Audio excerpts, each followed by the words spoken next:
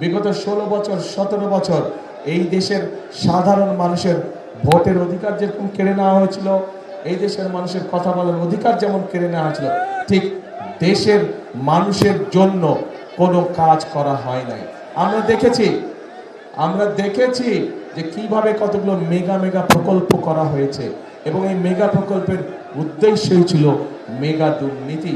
কিন্তু এলাকার মানুষের জন্য রাস্তাঘাট নির্মাণ, কৃষকদের পাশে দাঁড়ানো, মা বোনদের পাশে দাঁড়ানো, এই রকম কোনো কাজ, এলাকার হাসপাতাল, এলাকার স্কুল কলেজগুলো ঠিক করা, শিক্ষক ঠিক মতন পাঠানো, ডাক্তার ঠিক মতন পাঠানো, এগুলো কোনো কাজ বিগত 16-17 বছর হয় নাই।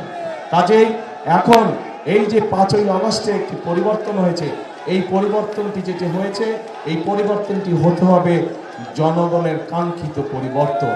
অর্থাৎ এই পরিবর্তনের মাধ্যমে আমাদেরকে নিশ্চিত করতে হবে যে এই পরিবর্তন জনগণের ভাগ্যের পরিবর্তন যাতে করে। এবং সেজন্যই আজকে আমাদের জন্য এই 12 তারিখে নির্বাচন অত্যন্ত গুরুত্বপূর্ণ। প্রিয় ভাই বোনেরা, 12 তারিখে বাংলাদেশের মানুষকে আজকে সিদ্ধান্ত নিতে হবে, আমাদেরকে সিদ্ধান্ত নিতে হবে যে আমরা আগামী দিন দেশকে কোন দিকে পরিচালিত করব। দেশকে আমরা গণতন্ত্রের দিকে পরিচালিত করব, নাকি দেশ অন্য কোনো দিকে চলে যাবে, এই বিষয়ে আমাদেরকে সিদ্ধান্ত নিতে হবে। গণতন্ত্রের দিকে যদি আমরা দেশকে ধাবিত করি, গণতন্ত্রের দিকে যদি আমরা দেশকে পরিচালিত করি, তাহলে আপনাদের সামনে আমি যে পরিকল্পনার কথাগুলো তুলে ধরলাম, আপনাদের যেই দাবিগুলো বা আপনাদের যেই চাওয়াগুলোর কথা তুলে ধরলাম, মানুষের উপকার হয় এরকম কাজের কথা যেগুলো আমি তুলে ধরলাম, সেই কাজগুলোকে বাস্তবায়ন করা সম্ভব হবে। কিন্তু আমরা যদি গণতন্ত্রকে ধরে রাখতে না পারি, তাহলে মেগা প্রজেক্ট হবে, জনগণের কোনো প্রজেক্ট হবে না। কাজে প্রিয় ভাই বোনরা, জনগণের প্রজেক্টকে যদি বাস্তবায়ন করতে হয়, তাহলে অবশ্যই গণতন্ত্রকে বাস্তবায়ন করতে হবে, গণতন্ত্রের ভিত্তিকে মজবুত করতে হবে। কারণ গণতন্ত্রের ভিত্তি যদি মজবুত হয়, তাহলেই জনগণের কাছে জবাবদিহিতামূলক শাসন দেশে আসবে। জনগণের কাছে যারা জবাবদিহি করতে বাধ্য থাকবে, তারাই জনগণের জন্য কাজ করবে। অতীতে আমরা দেখেছি যারা ক্ষমতা দখল করে রেখেছিল, জনগণের কাছে তাদের কোনো জবাবদিহিতা ছিল না, এবং জনগণের কাছে যেহেতু তাদের কোনো জবাবদিহিতা ছিল না, সেজন্যই আমরা দেখেছি দেশে কিভাবে দুর্নীতি হয়েছে, দেশে কিভাবে অনাচার হয়েছে, দেশে কিভাবে গুম হয়েছে, দেশে কিভাবে খুন হয়েছে, দেশে কিভাবে লক্ষ লক্ষ মানুষ গায়েবী মামলা নির্যাতনের শিকার হয়েছিল। প্রিয় ভাই বোনেরা, আসুন আজকে আমাদেরকে ঐক্যবদ্ধ হতে হবে, এবং ঐক্যবদ্ধ হওয়ার মাধ্যমে আমাদেরকে অবস্থার পরিবর্তন করতে হবে। অবস্থার পরিবর্তনের অর্থ যে কোনো মূল্যে গণতন্ত্রকে সুসংহত করা, গণতন্ত্রের ঝান্ডাকে উপরে তুলে ধরা, কোনোভাবেই গণতন্ত্রের ঝান্ডা যাতে নেমে যেতে না পারে, এ ব্যাপারে আমাদেরকে সতর্ক দৃষ্টি রাখতে হবে।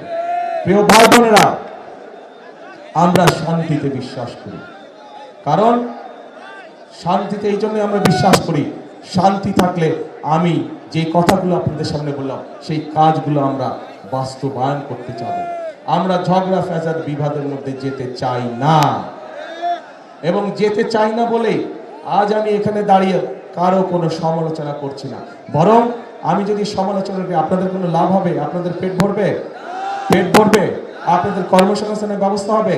আপনাদের কৃষি লোন 10,000 টাকা যে মওকুফ করবো আমরা, সেটা করা সম্ভব হবে? এটা করা সম্ভব হবে না। সেজন্যই আমি কারো সমালোচনায় যেতে চাই না। কিন্তু কোথাও যদি কোনো অনাকাঙ্ক্ষিত কোনো ঘটনা ঘটে থাকে, অন্তর্বর্তীকালীন সরকার আছে, তাদেরকে বলবো সঠিক সুষ্ঠু তদন্ত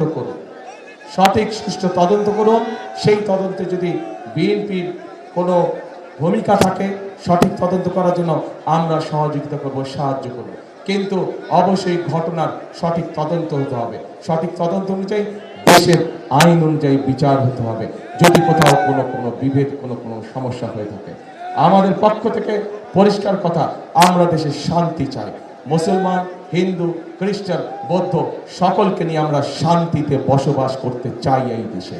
71 সালে যখন দেশ স্বাধীনতার যুদ্ধ হয়েছিল, তখন আমরা যখন যুদ্ধে ঝাঁপিয়ে পড়েছিলেন, মুক্তিযোদ্ধারা যখন যুদ্ধে ঝাঁপিয়ে পড়েছিলেন, তখন আমরা কেউ দেখিনি কার কোন ধর্ম।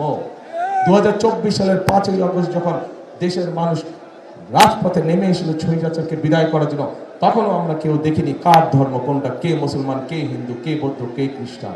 কাজে আজ দেশ গড়ার সময় আছে, আজ গণতন্ত্রকে রক্ষা করার সময় এসেছে।